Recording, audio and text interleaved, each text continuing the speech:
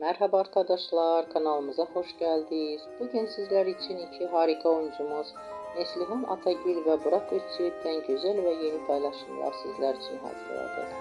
Onlar Kara Sevda dizisinde birlikte rol almış ve herkes tarafından çok beğenilmiştir. Biz de sizler için onların güzel fotolarını hazırladık. Bu videoların devamlı gelmesini istiyorsanız kanalımıza abone olup yorum yazmayı unutmayın. Hoşça kalın.